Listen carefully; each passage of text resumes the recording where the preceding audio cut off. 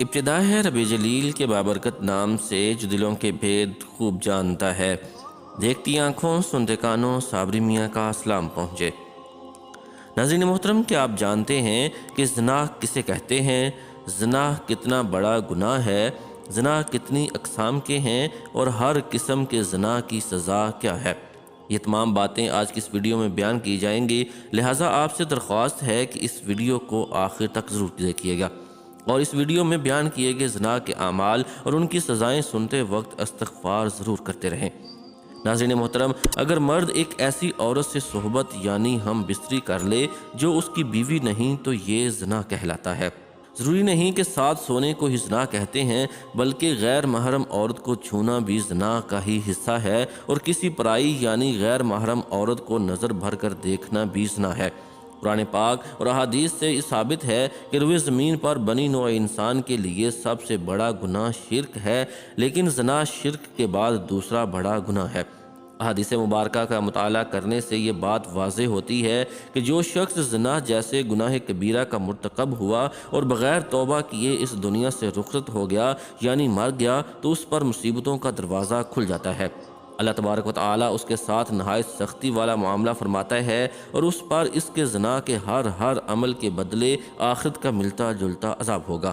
ناظرین محترم، جان لیجئے کہ زنا کی 30 اقسام ہیں اور زنا کی ان تمام اقسام کے بدلے قیامت کے دن نہایت سخت عذابات نازل ہوں گے۔ نمبر 1، جو مرد یا عورت غیر محرم کے لیے چہرہ سنوارتا تھا تو قیامت کے دن اس کا چہرہ سیاہ ہوگا۔ نمبر 2، اگر غیر محرم کے چہرے کو محبت کی نگاہ سے دیکھتا تھا تو قیامت کے دن چہرے کا گوشت گر جائے گا۔ نمبر 3، غیر محرم کو دیکھ کر اس کا چہرہ کھل جاتا تھا تو قیامت کے دن اس کے چہرے کو آگ سے مشتعل کیا جائے گا یعنی جلایا جائے گا۔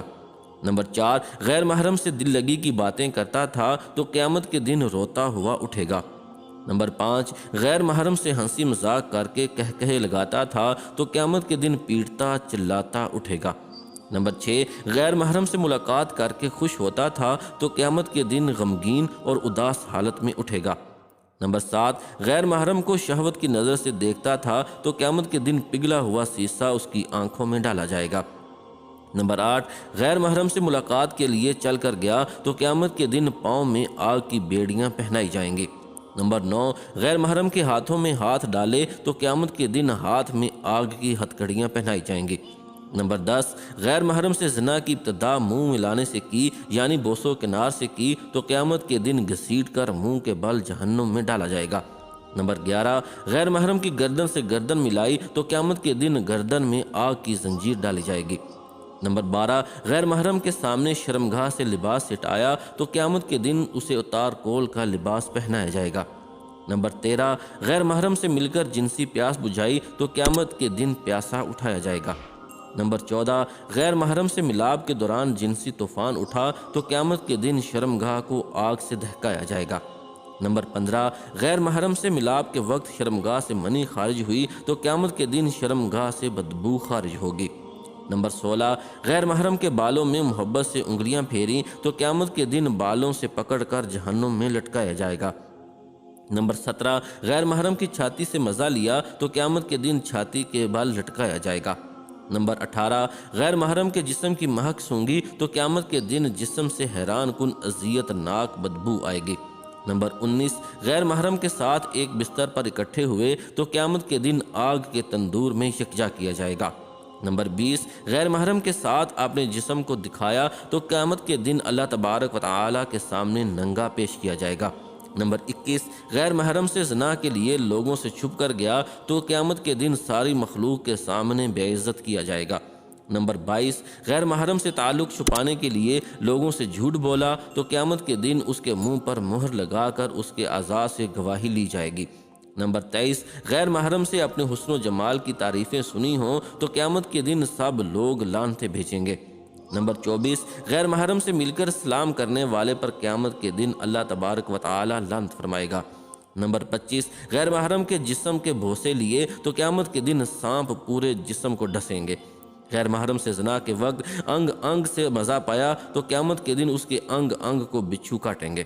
نمبر 27، غیر محرم کے جسم پر اختیار پایا تو قیامت کے دن غیر محرم کے شوہر کو اللہ تبارک و تعالی زانی شخص کی نیکیوں پر اختیار دے دے گا۔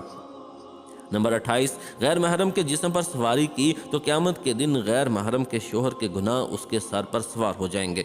نمبر 29، غیر محرم سے ہمیشہ کی دوستی کے وعدے کیے تو قیامت کے دن جہنم میں ہمیشہ کا عذاب ہوگا۔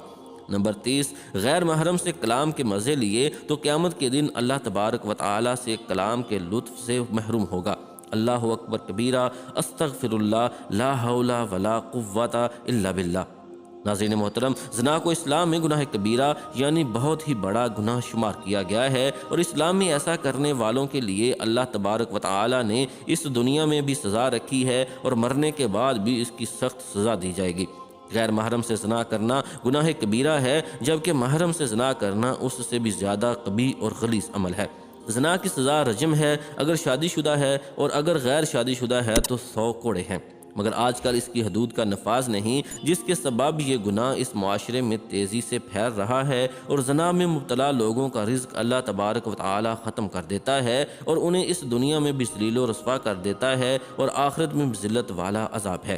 جب تک ایک زناکار شخص اپنے زنا کی شرعی سزا نہیں پا لیتا، تب تک وہ پاک صاف نہیں ہوتا۔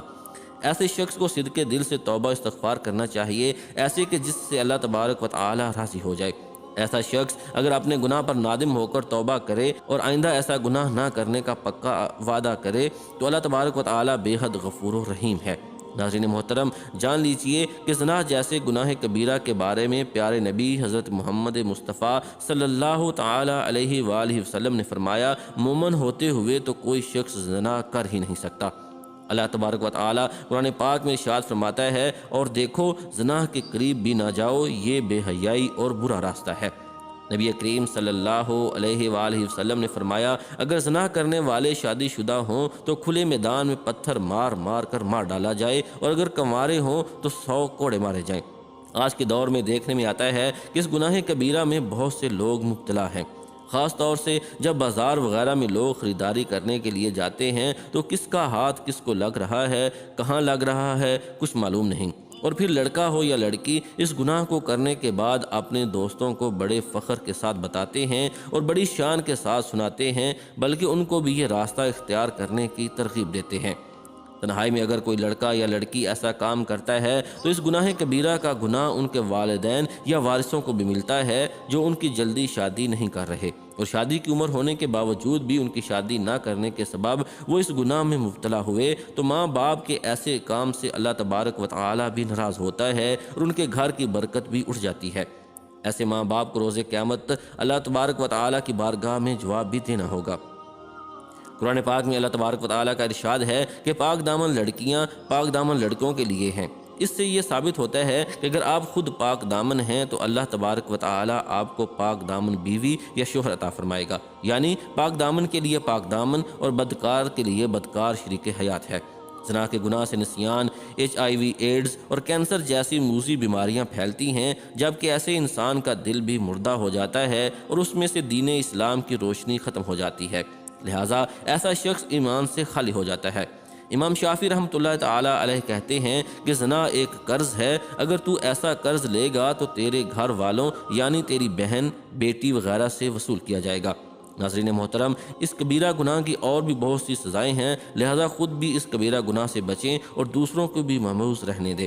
اگر کوئی شخص اپنے زنا کا قصہ اپنے کسی دوست، لڑکے یا لڑکی کو سناتا ہے اور اس کے دل میں بھی زنا کی خواہش پیدا ہو جاتی ہے اور وہ بھی اس گناہ میں مبتلا ہو جاتا ہے، تو اس کا گناہ بتلانے والے کو بھی ملے گا، کیونکہ اسی نے اسے غلط راستے پر چلایا۔ حاصل کلام یہ ہے کہ جتنی تفصیلی سزا زنا کے گناہ کی ملے گی، اتنی سزائیں کسی اور گناہ کی نہیں ہیں۔ ان میں سب سے بڑی سزا تو یہ ہے کہ اللہ تبارک و تعالی ایسے شخص سے ہم کلام ہونا بھی پسند نہیں فرمائے گا اور اسے اس دنیا میں بھی اور آخرت میں بھی ذلیل و رسوا فرمائے گا۔ اللہ تبارک و تعالی سے سچے دل سے دست بستہ اور چشمے پر نم دعا ہے کہ ہمیں ایسے گناہ کبیرہ کے قریب بھٹکنے سے بھی محفوظ و معمور رکھے۔ آمین یا رب العالمین۔